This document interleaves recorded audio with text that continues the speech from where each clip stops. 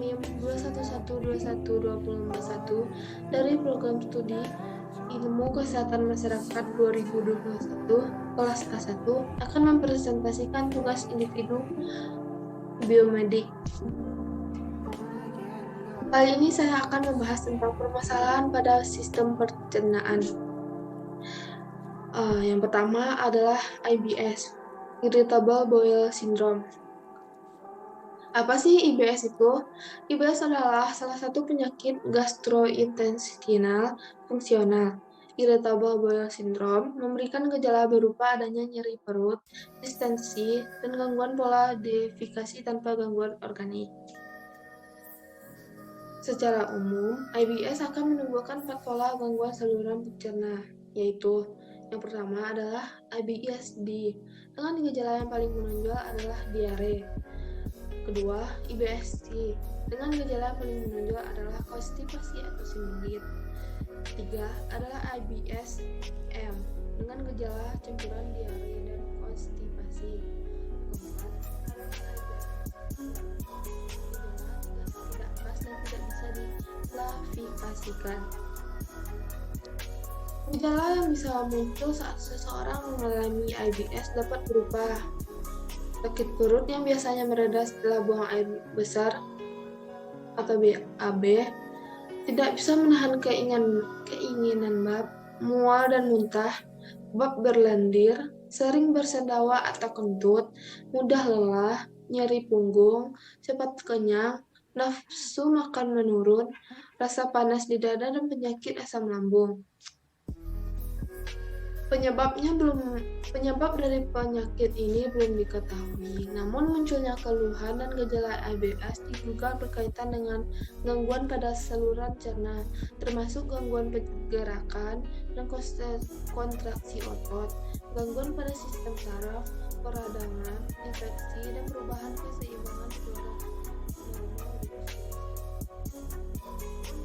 Diagnosis IBS tidak ada pemeriksaan khusus, tetapi dokter perlu melakukan pemeriksaan lanjutan untuk menyingkirkan penyebab yang lain.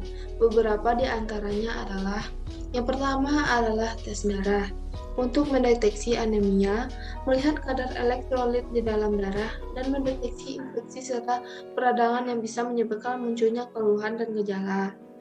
Kedua, tes feses dengan mengambil sampel tinja untuk mendeteksi jenis bakteri atau parasit yang bisa menyebabkan peradangan atau infeksi pada saluran cerna. Pemeriksaan ketiga adalah pemeriksaan endoskopi untuk melihat kondisi saluran cerna dan mendeteksi kemungkinan infeksi atau kelainan struktur pada saluran cerna. Keempat adalah tes intoleransi laktosa untuk mengetahui apakah intoleransi laktosa merupakan penyebab yang mendasari terjadi keluhan dan gejala. Selain itu, perubahan gaya hidup juga perlu dilakukan untuk menjaga kambuhnya IBS dan meredakan gejala yang muncul. Perubahan gaya hidup yang dimaksud meliputi: pertama, tidur cukup, makan tepat waktu dan tidak merokok, mengkonsumsi makanan dengan porsi kecil, mengurangi konsumsi alkohol, kafein, dan minuman soda, tidak makan makanan berlemak dan makanan kaleng, minum air putih paling tidak 8 gelas dalam sehari, mengkonsumsi buah dengan porsi yang cukup, mengunyah makanan dengan perlahan dan tidak terburu-buru, menjalani psikoterapi masuk terapi perubahan perilaku atau hipnoterapi. Selanjutnya, melakukan olahraga secara rutin seperti senam aerobik, jalan cepat, atau bersepeda.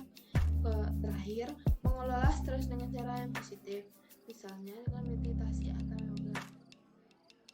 Dalam kasus ini, belum ditemukan obat atau penanganan bisa menyembuhkan IBS. Namun, pengaturan pola makan dan pemberian obat akan dilakukan untuk meredakan keluhan dan mencegah munculnya gejala.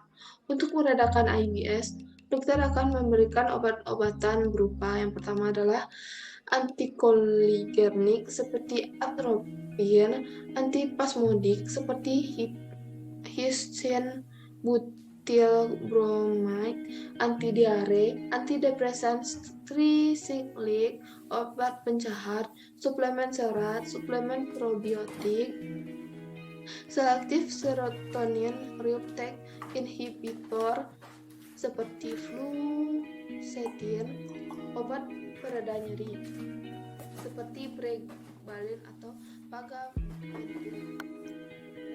Nah, itu saja yang dapat saya sampaikan mengenai IBS. Dan jika terdapat kesalahan dalam penyampaian, saya minta maaf.